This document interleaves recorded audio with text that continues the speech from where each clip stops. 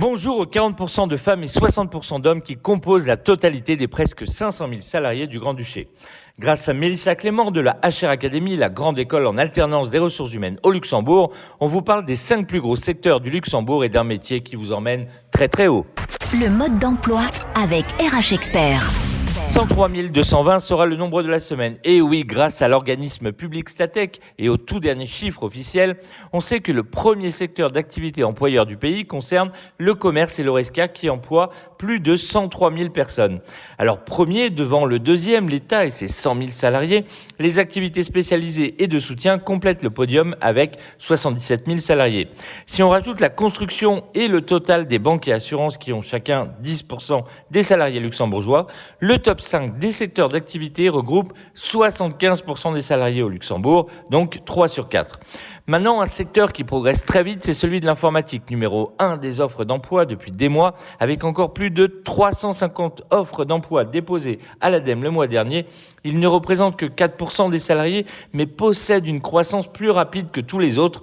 Son principal problème reste la main-d'œuvre, comme d'ailleurs notre top 5 des secteurs, et cela reste toujours étonnant de voir qu'on recherche autant de personnes dans l'Oresca que dans la maçonnerie ou le secrétariat.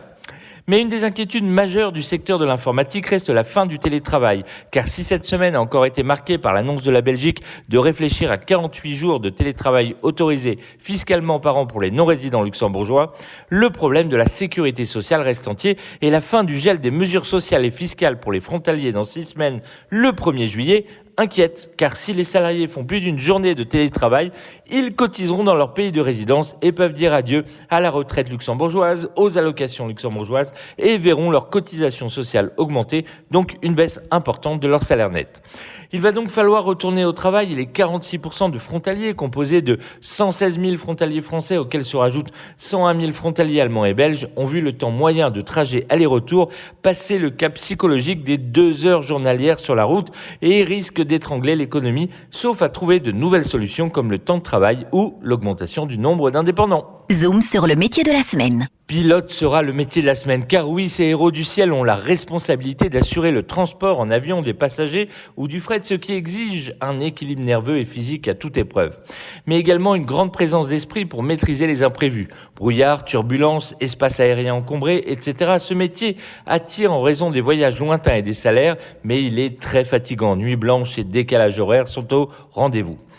D'abord copilote, pendant plusieurs années, le pilote de ligne peut accéder avec l'expérience au titre de commandant de bord. Il subit régulièrement des contrôles portant sur ses capacités physiques et psychomotrices. Il doit impérativement maîtriser l'anglais. Exercer le métier de pilote de ligne, c'est aussi revenir régulièrement sur les bancs de l'école, stage de maintien des compétences, entraînement, changement de machine. Contrairement à la croyance populaire, il ne faut pas être super calé en maths, il faut la base scientifique. Mais il est suffisant d'être moyen en tout. Pareil pour le médical, l'acuité visuelle de 10 pour 10, c'est pour les pilotes de chasse. Pour devenir pilote de ligne, les candidats doivent justifier d'une qualification professionnelle reconnue internationalement, la fameuse licence ATPL, qui dure généralement 3 années. Les institutions de formation sont au Luxembourg, la Flight Training Academy ou bien l'Académie Hub-Air. Une bonne vingtaine de pilotes par an sortent de cette dernière académie, la formation durant de 18 à 36 mois et coûte 89 000 €. Un investissement payant, les salaires montent haut car un jeune copilote ne gagnera pas moins de 3 500 € par mois au Luxembourg et un pilote confirmé peut vite monter à un salaire de 25 000 € pour une quarantaine d'heures de vol par mois. Alors on les estime à plus de 800 au Luxembourg entre les compagnies publiques et privées. Donc si vous aimez vous comparer à un oiseau et n'avez pas peur du jet lag, n'hésitez plus et postulez à notre métier de la semaine, pilote de ligne. RH Expert vous donne rendez-vous dès maintenant sur www.rhexpert.com.